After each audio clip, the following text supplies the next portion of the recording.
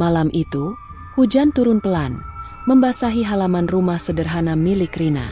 Gadis berusia 24 tahun itu baru saja resmi menjadi istri dari Bayu, pria yang dikenalnya belum genap 3 bulan.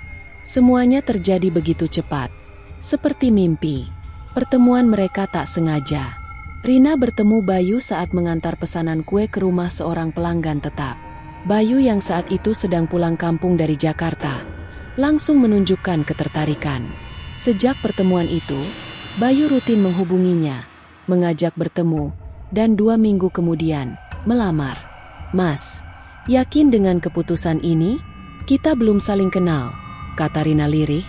Malam itu, sesaat setelah akad nikah, Bayu tersenyum. "Entah kenapa, hatiku bilang kamu yang terbaik. Aku yakin, ini semua sudah digariskan." Namun, semenjak menikah, ada yang terasa janggal bagi Rina. Bukan soal rumah tangga yang belum stabil atau perbedaan kebiasaan, tapi lebih kepada perasaan dalam dirinya sendiri. Setiap malam, tubuh Rina seperti lumpuh.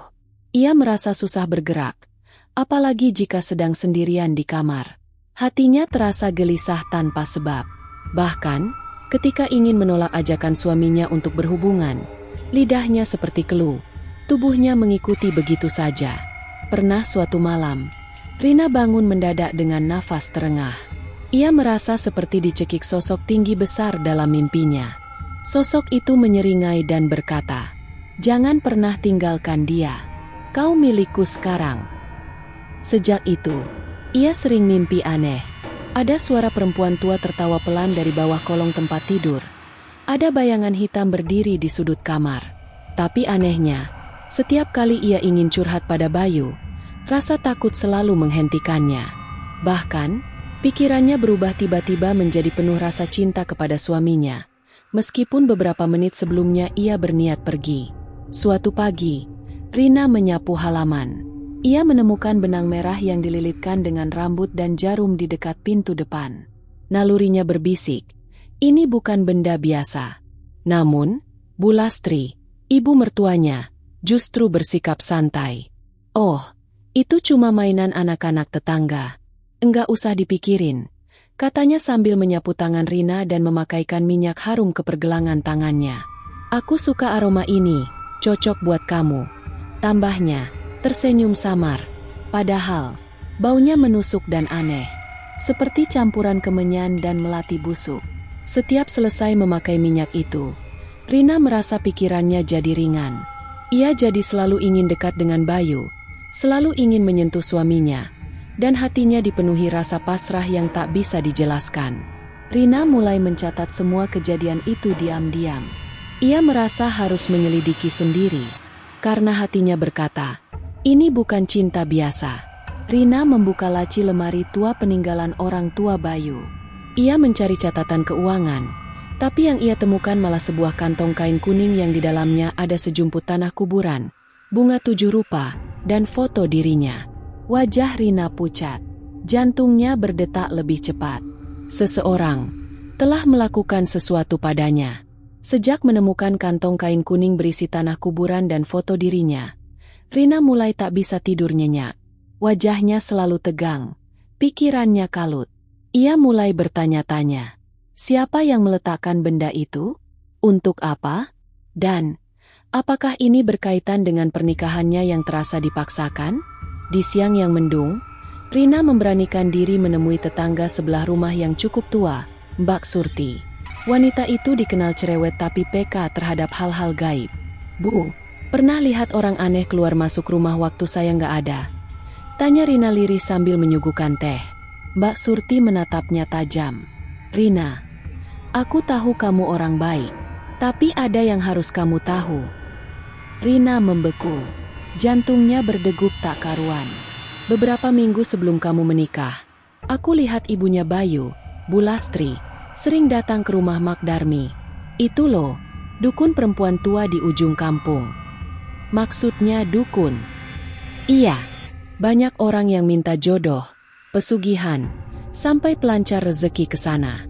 Tapi biasanya, bayarannya bukan cuma uang." Rina tercekat, perasaannya makin tak enak. Dan yang lebih mengejutkan lagi, Mbak Surti menambahkan, waktu itu aku sempat dengar sendiri.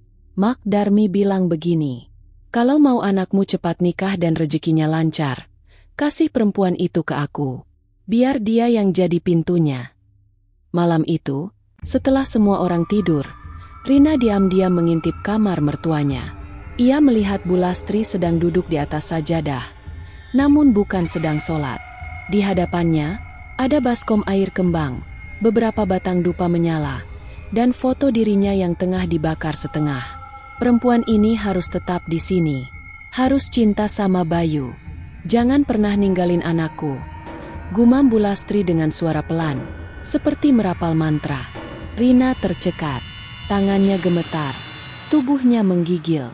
Ia ingin lari, ingin pergi jauh dari rumah itu. Tapi kakinya seperti tak bisa bergerak. Di mimpinya malam itu, Mak Darmi muncul. Kamu boleh pergi, tapi ikatan sudah dibuat. Kalau kau tinggalkan suamimu, kau akan mati secara perlahan. Pagi harinya, Rina pura-pura sakit agar tak perlu bertemu mertuanya. Ia mengurung diri di kamar, membuka HP, dan mulai mencari nomor Ustadz Rukyah yang bisa ia percaya. Karena hatinya tahu, jika ini tak segera diputus, hidupnya tak akan pernah bebas. Hari itu, Rina duduk termenung di kamar. Wajahnya pucat, mata sayu. Sudah 3 hari ia pura-pura sakit, hanya agar bisa menjauh dari Bu Lastri dan menghindari hubungan fisik dengan Bayu. Tapi tetap saja, setiap kali Bayu menyentuhnya, hatinya terasa lemah. Bukan karena cinta, tapi seperti dikendalikan sesuatu. Sore menjelang maghrib, Rina menerima pesan dari nomor yang tidak dikenal. Assalamualaikum, ini Ustadz Salman. Saya sudah menerima info dari Bu Surti. Kalau benar kamu merasa dirantai secara batin, kita bisa coba rukyah ringan dulu. Bisa video call malam ini. Tanpa pikir panjang, Rina mengangguk. Ia merasa ini satu-satunya harapan. Ustadz Salman memimpin sesi rukyah lewat video. Ia membaca beberapa ayat suci dan meminta Rina menutup mata, lalu memegang perut dan dadanya sendiri. Saat ayat-ayat dibacakan, tubuh Rina bergetar hebat. Tiba-tiba ia muntah cairan kuning yang sangat bau. Dari dalam muntahan itu, tampak keluar sepotong rambut manusia. Rina menjerit, menggigil seperti orang kesurupan. Ada energi sihir dalam tubuhmu. Ini bukan cinta biasa. Kamu sedang dalam ikatan pemikat, dari jenis pelet pengikat sukma. Ini ilmu kuno. Dan yang paling mengerikan, jenis ini bisa merusak akal dan nurani jika dibiarkan terlalu lama. Jelas Ustadz Salman. Rina menangis. Ia merasa seperti orang yang dijebak masuk ke neraka, tapi dipaksa tersenyum bahagia. Keesokan harinya, saat Bu Lastri tak sadar, Rina menyelidiki kamar mertuanya.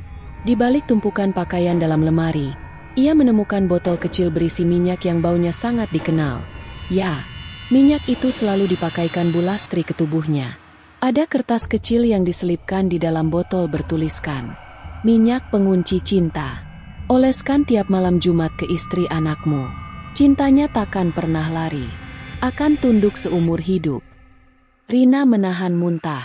Matanya berkaca-kaca. Ia merasa seperti tahanan tanpa rantai, tapi dikurung oleh kekuatan tak kasat mata. Beberapa hari kemudian, lewat penelusuran Ustadz Salman, diketahui bahwa Mak Darmi telah menjalin perjanjian dengan hodam jin wanita untuk membantu proses pelet. Jin itu tidak hanya membuat Rina tunduk, tapi juga menguras semangat hidupnya. Kalau jin itu diminta keluar, dia akan menuntut bayaran. Biasanya sakit, gila, bahkan kematian, kata Ustadz Salman pelan. Kalau begitu, saya siap. Saya tidak mau hidup dalam ikatan seperti ini.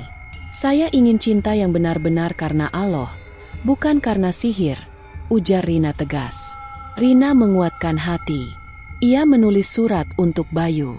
Bukan surat perpisahan, tapi pengakuan bahwa ia merasa tidak normal, bahwa ia tahu sesuatu sedang terjadi, dan bahwa ia ingin menyelamatkan rumah tangganya, tapi dengan jalan yang benar, bukan lewat pengaruh gaib.